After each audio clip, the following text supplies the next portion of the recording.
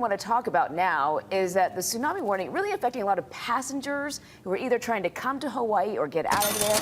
Howard is tracking this part of the story for us. Yeah, good morning. Dozens of flights from the mainland were closed and canceled in the expectation that Hawaii airports would not be able to receive them.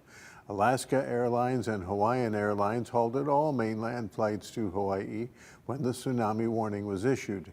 United, Delta, and American all canceled flights here from LAX. Inter-island flying was interrupted. FlightAware.com said all told, the two carriers alone canceled 39 flights. Counting all airlines, Honolulu Airport had 54 cancellations and 70 flight delays. Airports are reopening this morning, but many aircraft that normally do eastbound flights never got here. So far today, we're seeing 3 cancellations at Lihue, 24 at Honolulu, 11 at Kahului, 5 at Kona, and 1 flight at Hilo. The Coast Guard closed Hawaii ports until they could be inspected later today. Young Brothers suspended port operations as soon as the tsunami warning went out yesterday.